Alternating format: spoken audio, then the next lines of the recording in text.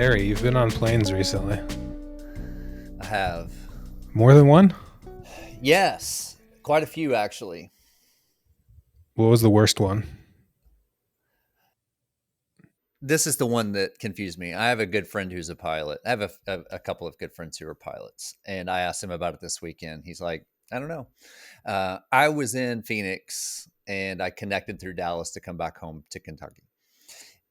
And it was probably 9:30 in the morning for a 2:40 p.m. flight on Friday from Phoenix to Dallas. Beautiful day. Not a cloud in the sky. Beautiful day. Delayed an hour at 9:30 in the morning till 2:40 in the afternoon. No reason. And then delayed 3.5 hours in Dallas to come home. I got home, scheduled to get home at 10 p.m., got home at 3 o'clock in the morning. Are you the type of person that wants to know and thinks about what's going on for airport operations and airline operations? 100%. Well, you know this. Like maybe you check out just because you're good at prioritization. Like you don't let the useless stuff consume your brain space. I want to know everything. Everything. How close do you think you are to knowing all of how airplanes get scheduled and run? And I know how an airplane flies. I got that part. But how an airline operates at the various airports, A, I don't know. B, I don't want to know. It's just an area where my curiosity is not. I want to know. But you want to know it all. I want to know. I do want to know. For instance, we were taxiing. This is after the delay in Phoenix. We were taxiing. We get like almost to where we're going to turn to go to the takeoff runway. And brother man pulls the plane over, cranks the engines down, comes on and says, we're going to sit here for half an hour. No explanation. Just we're going to sit here for half an hour. Comes on. Were you dying for that explanation though? How does it happen? How does it happen? I think my friend Brian explained it to me that once ATC gets jammed up in one location, it's a cascade effect, and it happens like you can't unravel it until like the end of that day, and they can catch up a little bit. And he said ATC is the main pinch point right now, or one of the main pinch points right now. So air traffic control. I don't know why. We talked about competency crisis, and one of the articles that we read for that was focused on ATC. Who knows why? But stuff because there are logical explanations for everything, and I'm sure they're not going to broadcast their business to the 200 dolts that are seated on their plane. But it would be nice to understand how all these things happen. What are you going to give up to go learn how airport operations work? Nothing. We're not going to see Terry on the podcast for a while because he's decided to get a master's degree in airline operations from Cletus Clown College. Cletus Clown College. Yeah, I don't know. And there's the other aspect of it was we're in Dallas, and the flight was supposed to leave at 9 o'clock that time, Central Time, from Dallas. Well, mysteriously, at like 10 till 9, we could clearly see we were not going to take off at 9 o'clock because no one had boarded. But at 10 till 9, our wonderful gate agent person comes over and says, our plane's not here. We're going to wait until the plane comes, and then we're going to let them deboard, and then deplane, then you're going to board, and we'll take off whenever the plane gets here.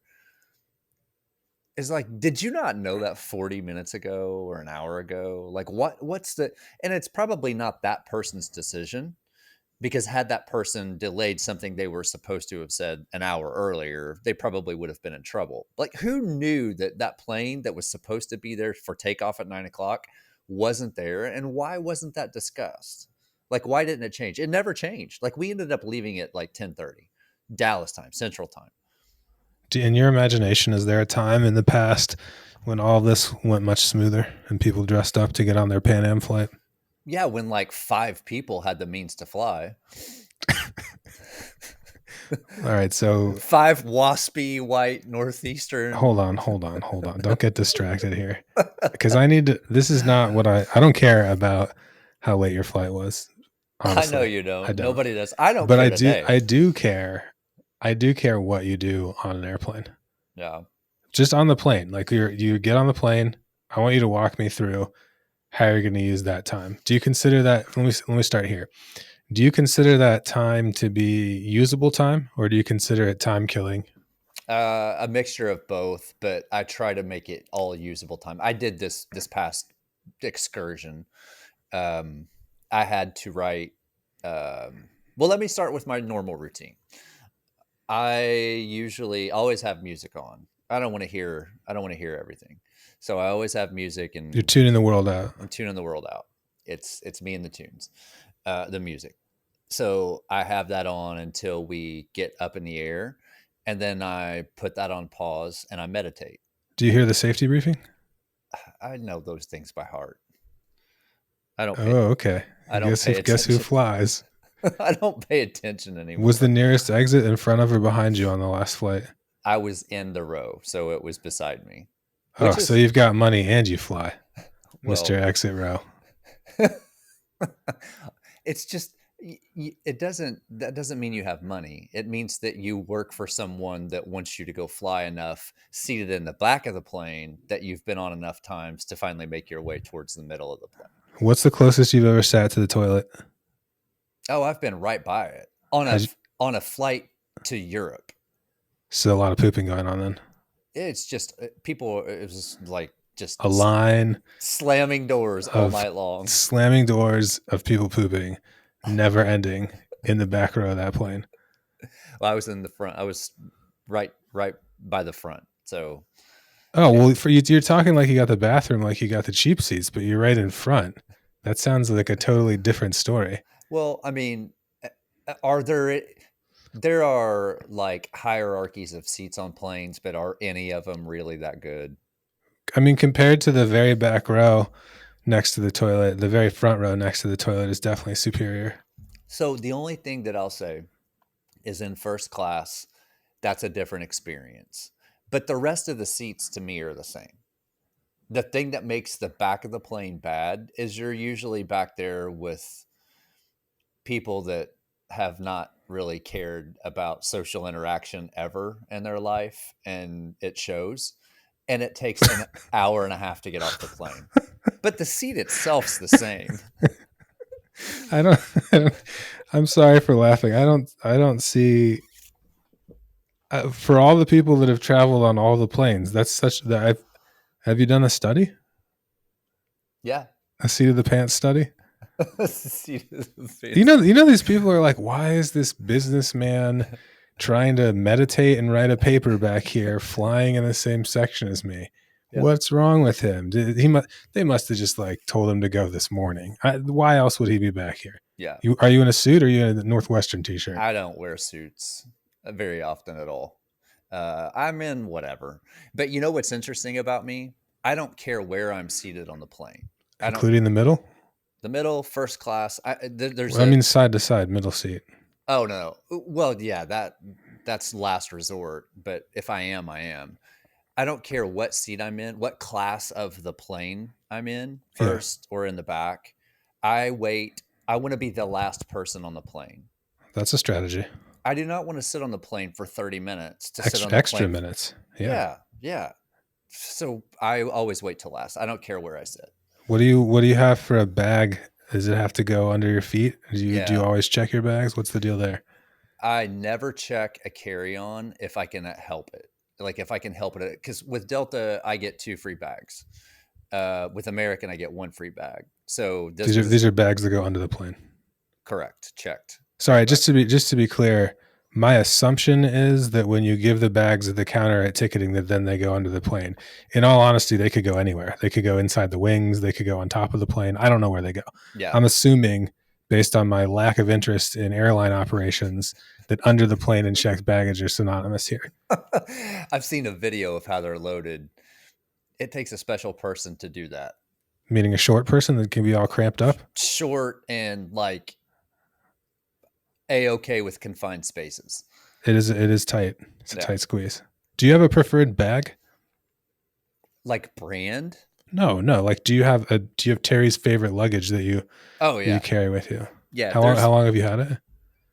years. I've used it.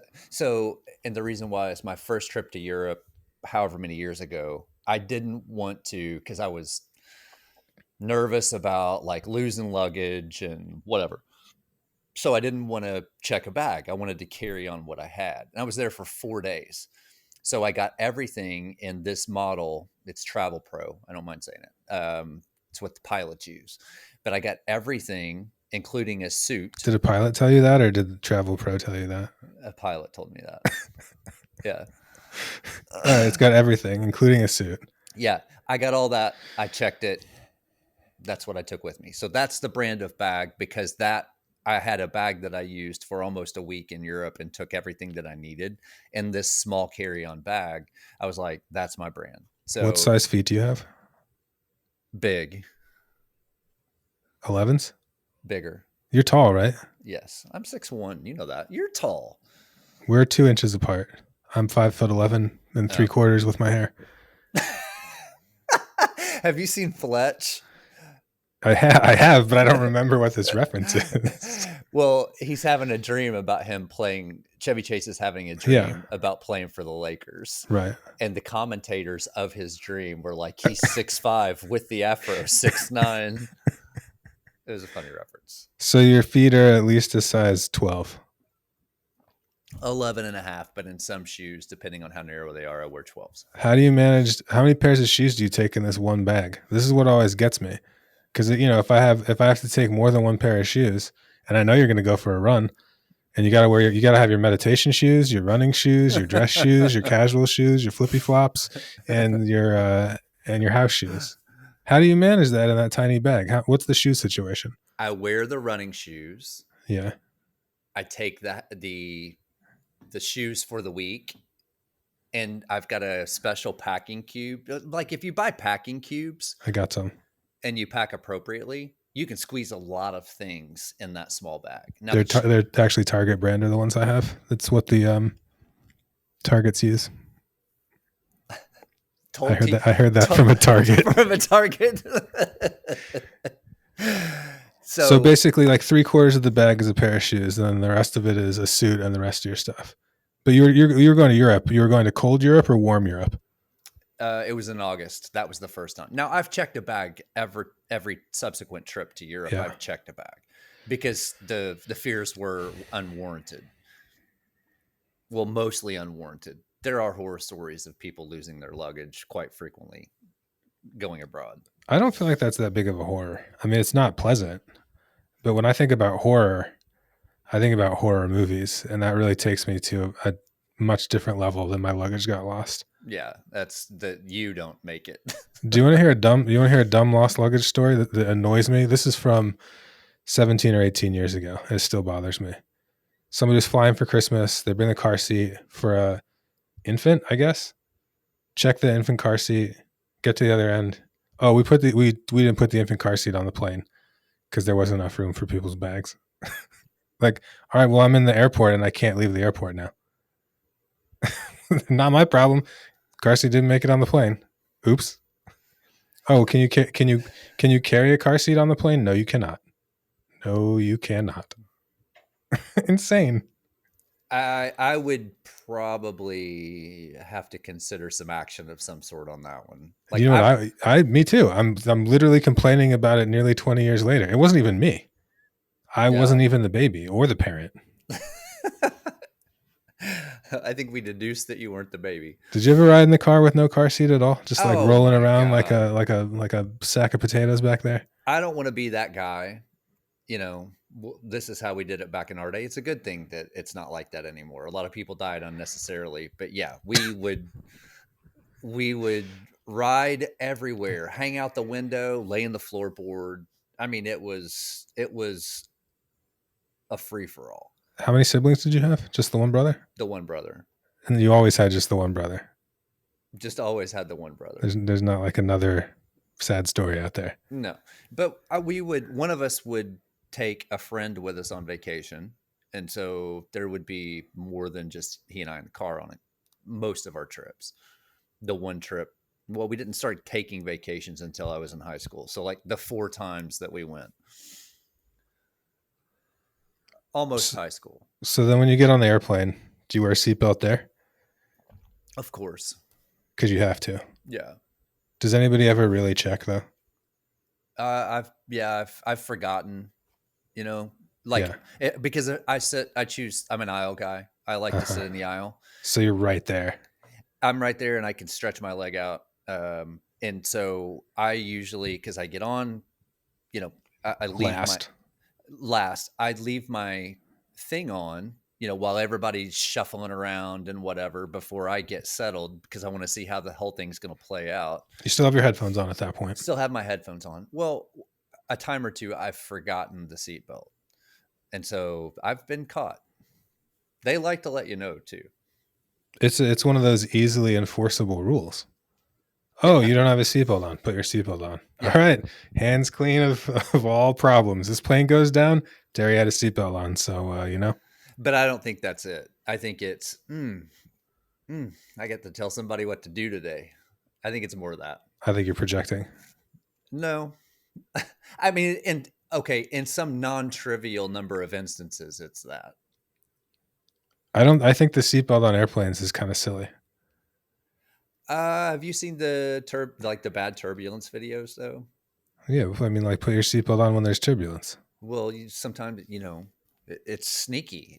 It creeps up on you. Sneaky turbulence. Sneaky turbulence. It's true. I mean, I'm aware of the fact that you can be flying through the sky and the plane is just going to drop 6 feet, 8 feet, 60 feet and just slam you.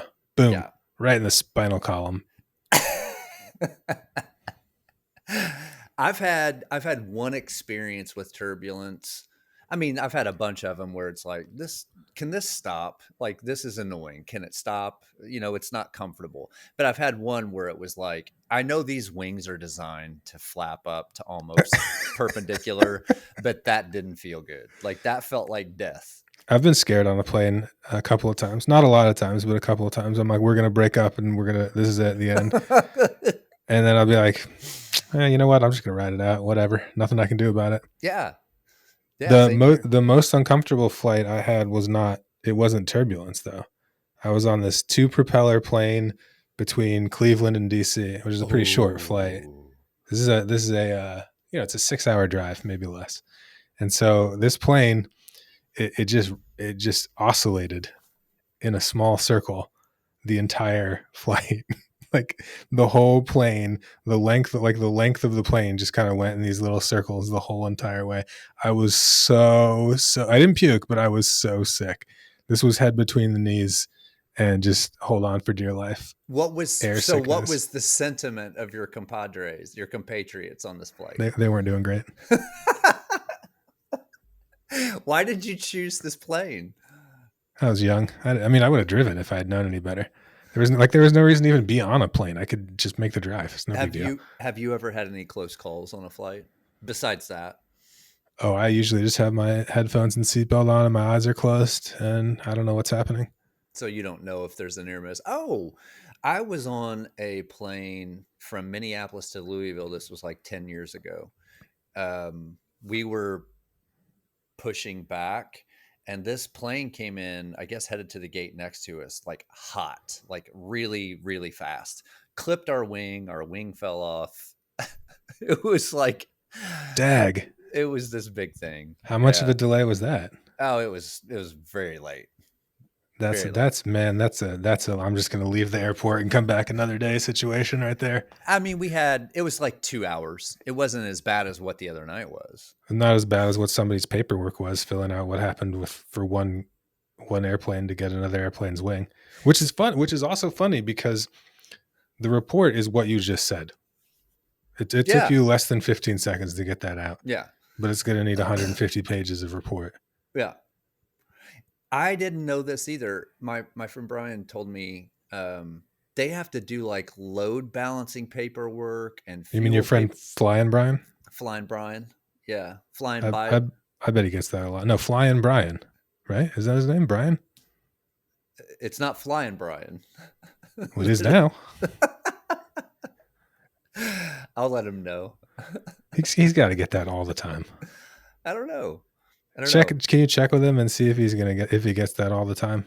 I My friend's wife is an artist, and she was gonna open up a little gallery, and her name's Valerie. And I was like, I want you to know that I'm probably not the first person to have said this, but you got to name it Valerie Gallery or Gallery Valerie, depending on how fancy you want to sound. And they were both like, actually, you are the first person who's told us that. Oh I was like, oh, gosh. come on. Yeah. Where's everybody's rhyming skills? Yeah. Or sense of humor. Well, they thought it was perfectly reasonable as a name and very slightly humor me kind of funny. I was just disappointed that everybody they talked to hadn't put two and two together. Here's my thing Flyin on Bryan. here's my thing on flights too. This is my bone to pick with air travel. I mean, there are a bunch of them, Yeah, but we can see that. people in air travel, the snack service thing, like, why? Why do people? Do you really want the 6 pretzels and dropper full of soda? Like, everybody takes it. I never take it. I never take it. I mean, I don't want to know. If I wanted food, I would get food I I wanted would and bring it to the airport. 100%. But people are just disciplined with yes, yes, yes. Now, I do take on international flights. I'll take, if there's something decent for a meal, I'll take that, or I'll take coffee, especially once we're getting close to land. But these like domestic flights for the dropper full of soda and the 6 pretzels, it's not worth my time to open those things or to You need to handle those order things. a less popular soda because if you get something obscure, then they'll just hand you the can, I don't want the like a can. like a sticky can of tomato juice. That's always guaranteed. You ask for tomato juice. If you ask for tomato juice on a flight, you're gonna get two things are guaranteed to happen. Number one, they're gonna hand you the whole can because nobody else is drinking that. With ice. With ice. They're gonna give you a cup full of ice. They're gonna hand you that can of tomato juice, and you're gonna have the whole can to yourself, and you're gonna have to open it. Number two thing that's gonna happen is it's gonna be sticky Yeah. every time. It's always gonna be sticky, and you don't. Maybe it's tomato juice on there. Maybe it's one of the other sodas. Option C, I don't even want to consider. So the only time I really drink tomato juice, or sometimes depending on which brand they have, I might get the Bloody Mary mix. I don't need any vodka in it, but the Bloody Mary mix. And here's my logic: on an airplane, my stomach starts to hurt if I have too much food because apparently at elevation you don't digest in the same way, having something to do with the blood and the oxygen. So anyway, I just get I try and have a tomato juice or Bloody Mary mix because it's basically like a vegetable smoothie. So then I get the good stuff, but I'm not really having to do the hard work of digestion. Anything carbonated expands, makes my stomach hurt. The snacky stuff is fine, but like I don't, it's so I'm with you. It's not worth the trouble. Yeah. So my plane meal, if I'm going to be on less than a 4 hour flight, my plane meal is to get a tomato juice or bloody mix, no vodka. You know what impact this has had on my flying? Almost none. Do you I wish I could tell you it was a flight hack, but it's not. It's just a thing I do. do you ever booze it up on a plane? I used to, not on the plane, but I would drink at the bar beforehand. Because if you're on an expense report, an expense account, you go to the airport, you show up kind of early. There are places that have okay food, like bar food, and okay beer, and it's cold, and you got people that you sort of like. If you're traveling with other people, you're forced to interact with them, and even if you like them, it's easier to do in a bar. And if your boss is in the bar, you're going to go in the bar with them. So yeah, I would have like a tall beer in the hour and a half before a flight, many flights, and then I would wonder why I felt sick. Yeah. Like I'd go eat like a Chili's quesadilla explosion salad and a tall beer and get on an airplane and I'd be like, I don't feel so good. Yeah. So, I think I'm just dried out, man. okay, so you asked me my routine, segue. You asked me my routine on the plane. You've hinted a little bit at your routine in the airport before the plane. My former routine. I don't do that anymore. So, what is your routine now? Car, parking lot, airport. Man, just walk fast to the places I'm going to go sit there and do nothing. And I consider an airplane basically a teleporter. So it's going to get me from one place to another. The only difference is instead of an instant teleporter where I snap my fingers and I'm there, this is just a very slow teleporter where I just sort of zone out for 6 or 7 hours and then I'm in a different place. Yeah. Have you heard the Louis C.K. bit about air travel? Not since he got canceled. I don't listen to him anymore because Uh, I support women. he's back. He's okay to listen to again. Really? Yeah, he's back. I really want to know about that. This is the trouble with being canceled is it's very hard to keep up with who's currently canceled. I don't care. I've never cared about any single person being canceled. Honestly, I thought you were going to say I don't care about women. I thought you were just going to come out and say it. Oh no, I care very much about women. What's Very the bit of much. what's the air travel bit? He just talks about how people complain about being delayed for an hour or being delayed for 2 hours. He's like, but did you fly?